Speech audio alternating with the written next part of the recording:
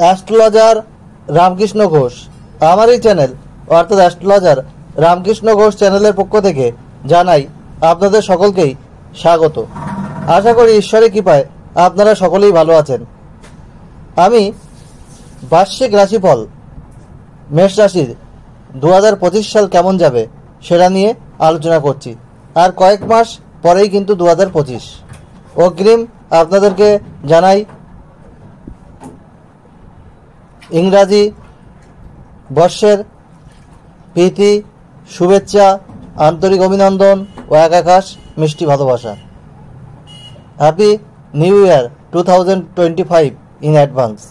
যাই হোক, এই মেষ রাশি হচ্ছে কালপুরুষের প্রথম রাশি, আর এই রাশির অধিপতি গ্রহ হচ্ছে মঙ্গল। আর এই মঙ্গলের প্রভাবে এরা কিন্তু রাগী হয়, এদের মধ্যে জেদ থাকে, এরা স্ট্রেট ফরওয়ার্ড কথা বলে, সত্যি কথা মুখের ওপর বলে দেয়, এরা অ্যাগ্রেসিভ নেচারের হয়, নিজের মতো বাঁচতে ভালোবাসে, কাউকে পাত্তা দিতে চায় না। লিডারশিপ কোয়ালিটি কিন্তু এদের মধ্যে থাকে। তবে এদের মানসিকতা ভালো, এরা পরিশ্রমী হয়, ঘুরতে ভালোবাসে, যা ভালোভাবে সেটাই করে ছাড়ে। ডমিনেটিং ক্যারেক্টার কিন্তু এদের মধ্যে থাকে। 2024-এর তুলনায় 2025 কিন্তু মেষ রাশির ভালো হতে চলেছে। আমি আজকে আপনাদের সাথে মেষ রাশির সামগ্রিক আলোচনা করব। এই মেষ রাশির স্বাস্থ্য কেমন যাবে, তাদের আর্থিক উন্নতি কেমন হবে, তাদের কর্মজীবন কেমন হবে, তাদের প্রেম বিবাহিত জীবন কেমন হবে, তাদের ওভারঅল জীবন কেমন হবে, ভাগ্য কেমন হবে, এইসব নিয়েই কিন্তু আমার আজকের আলোচনা। আমরা এই বার্ষিক রাশিফল 4টি গ্রহের ওপর ডিপেন্ড করে কিন্তু দিয়ে থাকি। বৃহস্পতি, শনি, রাহু, কেতু, যারা এক একটি রাশিতে দীর্ঘদিন অবস্থান করে। বৃহস্পতি এক একটি রাশিতে 1 বছর, শনি 2.5 বছর, রাহু কেতু 1.5 বছর করে অবস্থান করে। এই সংখ্যাতত্ত্বের বিচারে 2025 2 + 0 + 2 + 5 9, অর্থাৎ এটা কিন্তু মঙ্গলের সংখ্যা। আর মেষ রাশির অধিপতি গ্রহ কিন্তু মঙ্গল। তাই এবছরে আপনারা কিন্তু লাভবান হবেন। আটকানো কাজ আপনাদের কিন্তু হয়ে যাবে, আপনাদের যে প্রবলেম ছিল সেগুলো কিন্তু সলভ হয়ে যাবে। মঙ্গলের বছর, আবার মঙ্গলের রাশি, সেই জন্য আপনাদের মধ্যে একটু রাগ, জেদ, অ্যাগ্রেসিভ নেচার এগুলো থাকবে। সম্পত্তি প্রাপ্তি হতে পারে, উন্নতির যোগ আছে, লোন শোধ করতে পারেন, আপনারা এগিয়ে যেতে পারেন। এবছরে একটু ডমিনেটিং ক্যারেক্টার আপনাদের মধ্যে থাকবে, যার জন্যে মানুষের মনে হয়তো একটু আঘাত দিতে পারেন। সেই বিষয়ে আপনাদের কিন্তু সতর্ক থাকতে হবে। অ্যাগ্রেসিভ নেচারটা একটু কমাতে হবে, তাহলে কিন্তু আপনারা অনেক শুভ ফল পাবেন। আর বৃহস্পতি আপনাদের রাশির দ্বিতীয় অবস্থান করছে 14ই মে পর্যন্ত, 2025 পর্যন্ত। আপনাদের অনেক ক্ষেত্রে খরচ বাড়ালেও আপনাদের কিন্তু ভাগ্যের উন্নতি রয়েছে। অর্থ সেভিং আপনাদের হবে ওই খরচের মধ্যেও। কর্মের উন্নতি রয়েছে, কর্ম পরিবর্তন রয়েছে, কর্মের ক্ষেত্রে আপনারা ভালো জায়গা পেতে পারেন। বিবাহিত জীবনের যে সমস্যা ছিল আপনাদের 2024-এ, সেটা কিন্তু অনেকটা কাটবে। মুখের ভাষা প্রয়োগ করে আপনারা কিন্তু মানুষের মন জয় করতে পারবেন। অনেক কাজে আপনারা কিন্তু উন্নতি লাভ করবেন। 14ই মের পর বৃহস্পতি কিন্তু 3rd হাউসে চলে আসবে। 3rd হাউস হচ্ছে পরাক্রমের ঘর। আপনাদের পরাক্রমতা বৃদ্ধি পাবে। যে কাজ আটকে ছিল তা সর্বাত্মকভাবে কিন্তু সফল হবে। নতুন কাজ করলে আপনাদের কিন্তু সফলতা অবশ্যই আনবে। নতুন কিছু প্রাপ্তি আপনাদের রয়েছে। ভাই বোন থেকে সাহায্য কিন্তু আপনারা অবশ্যই পাবেন। আর এই বৃহস্পতি 7ম ভাবকে প্রভাবিত করবে, যার জন্যে ভালো মানুষ দ্বারা জীবনে হেল্প পাবেন। ব্যবসায় উন্নতি আপনাদের হবে। বিবাহের ক্ষেত্রে, বিবাহিত জীবনের ক্ষেত্রে উন্নতি হবে, এমনকি বিবাহের যোগাযোগ আপনাদের আসবে। অনেক সমস্যা কিন্তু আপনাদের কেটে যাবে। পাবলিক রিলেশনের ক্ষেত্রে আপনাদের উন্নতি হবে। শেয়ার মার্কেটে আপনাদের উন্নতির যোগ কিন্তু দেখা যাচ্ছে। 14ই মের পর 9ম ভাবেও বৃহস্পতি প্রভাবিত করবে, তাই ভাগ্য সংক্রান্ত ব্যাপারে অনেক হেল্প আপনাদের কিন্তু করবে। 9ম দৃষ্টি আবার 11 হাউসে পড়বে, ফলে অনেক জায়গা থেকে আপনাদের প্রাপ্তি হবে, অর্থযোগ হবে, স্বপ্ন কিন্তু বাস্তবায়িত হবে। বৃহস্পতির দৃষ্টি কিন্তু অমৃতের সমান। বৃহস্পতি যে ঘরে বসে থাকে সেই ঘরকে ড্যামেজ করলেও যে ঘরে দৃষ্টি দেয় সেই ঘরকে কিন্তু সেই ঘরকে আলোকিত করে, সেই ঘরে ভালো ফল দেয়। শনি কিন্তু আপনাদের মেষ রাশি সাপেক্ষে দশম ও একাদশপতি। সেই শনি আপনাদের একাদশে বক্রী অবস্থা থাকছে, নভেম্বরে মার্গী হয়ে যাচ্ছে। আর এই 29শে মার্চ পর্যন্ত কিন্তু একাদশে থাকবে, তারপরে দ্বাদশে কিন্তু শনি গোচর করবে। এই একাদশে থাকার জন্য পরিশ্রম করলে আপনাদের কিন্তু কর্মে উন্নতি হবে, আপনাদের অনেক প্রাপ্তি কিন্তু রয়েছে। কিন্তু দ্বাদশে চলে গেলে আপনাদের খরচ বৃদ্ধি পাবে। দশমপতি একাদশপতি দ্বাদশে চলে যাচ্ছে মানে খরচ বৃদ্ধি পাবে, হসপিটালাইজেশনের যোগ তৈরি হবে বা হসপিটালাইজেশনের জন্য আপনাদের খরচ বৃদ্ধি পাবে। গবেষণামূলক কাজে আপনাদের উন্নতি হবে, উচ্চশিক্ষা আপনাদের লাভ হবে, বিদেশ যাত্রা, বিদেশ থেকে প্রাপ্তি যোগ কিন্তু আপনাদের চলে আসবে। দশমপতি দ্বাদশে গেলে চাকরি পরিবর্তন হয়, ট্রান্সফার হওয়ার সম্ভাবনা থাকে, বাড়ি থেকে দূরে চলে যাওয়ার সম্ভাবনা থাকে, কর্মে পরিবর্তন হয়, মাঝে মাঝে খরচ আপনাদেরকে বাড়িয়ে দেবে, ফ্যামিলির মধ্যে একটা শত্রুতা ক্রিয়েট করে দেবে। গতানুগতিক দিক থেকে পরিবর্তন কিন্তু 29শে মার্চ গোচর করার পর থেকে একটু ব্যয়ের দিক থেকে আপনাদের কিন্তু সচেতন হতে হবে। আপনাদের পেটের সমস্যা কিছু দেখা যাবে, ঘুমের ডিস্টারবেন্স হবে, সেগুলো আপনাদের খেয়াল রাখতে হবে।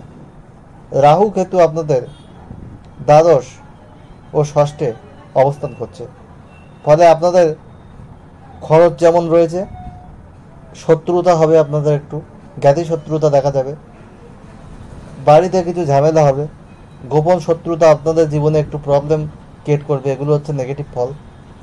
18 মে রাশি পরিবর্তন করবে রাহু। রাহু আপনাদের দ্বাদশ থেকে একাদশে আসবে, তখন আপনাদের একটু ভুল পথে চালিত করতে পারে।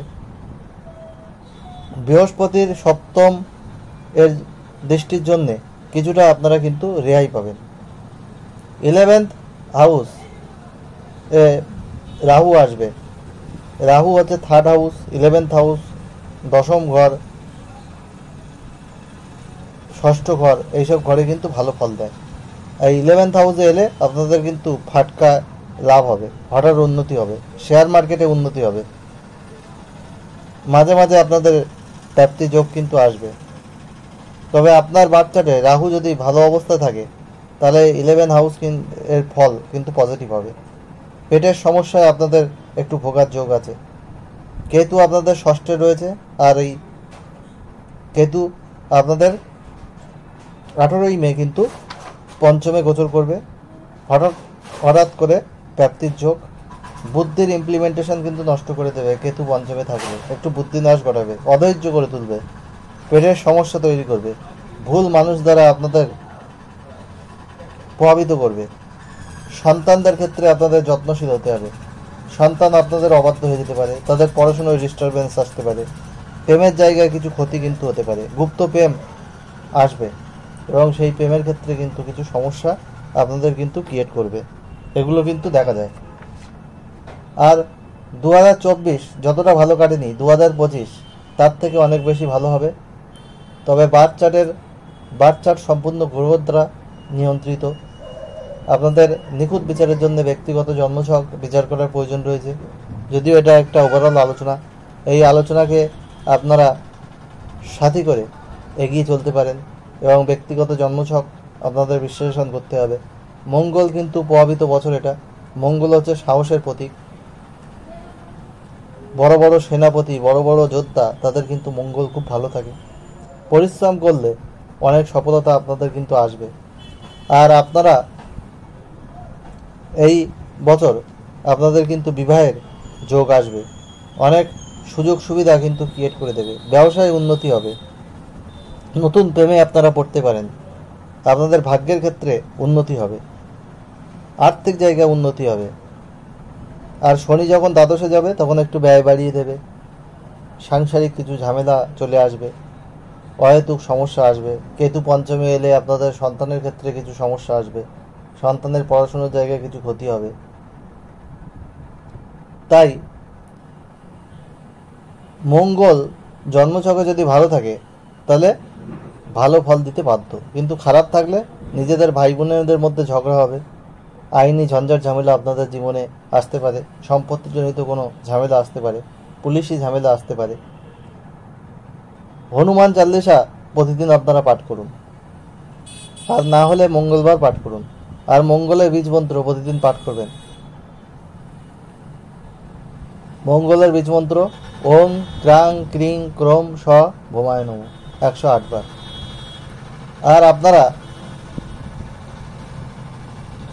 শনির বীজ মন্ত্র, যখন শনি আপনাদের দ্বাদশে যাবে মার্চ মাসের পর, শনির বীজ মন্ত্র আপনারা পাঠ করবেন 108 বার, পশ্চিম দিকে মুখ রেখে।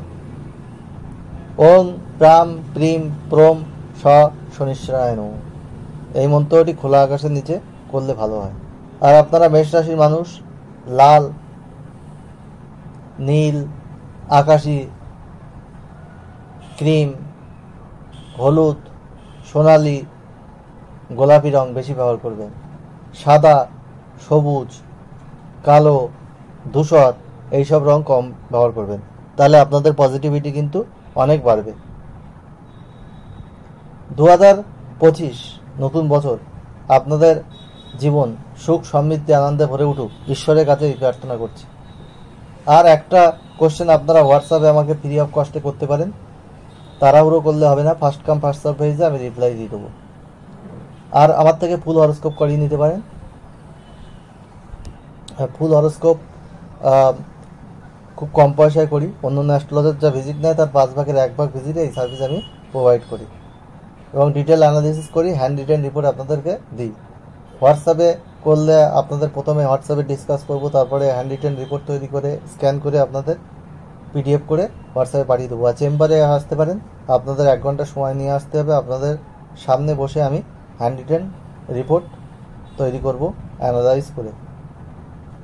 আর এই যে হ্যান্ড রিটেন রিপোর্ট আপনাদের দেবো, অন্য অ্যাস্ট্রোলজার সফটওয়্যার থেকে প্রিন্ট করে দেয়, সততার মাধ্যমে এই প্রফেশনকে আমি এগিয়ে নিয়ে যাচ্ছি। আমি মাল্টিপল প্রফেশনের সঙ্গে যুক্ত, আমি গেট নেট সেট কোয়ালিফাইড, আমি কম্পিউটার সায়েন্সে পিএইচডি, আমি কম্পিউটার সায়েন্সের অধ্যাপক, আমি একজন গীতিকার। আমার চ্যানেলের লিঙ্ক এই চ্যানেলের সঙ্গে দেওয়া আছে, আমার প্রোফাইল আপনারা দেখে নিতে পারেন। সব প্রফেশনকে আমি সততার মাধ্যমে এগিয়ে নিয়ে যাচ্ছি, সততাই আমার হচ্ছে মূলধন। আপনারা সবাই ভালো থাকুন, আবার খুব তাড়াতাড়ি নতুন আলোচনা নিয়ে আমি আপনাদের সামনে হাজির হব।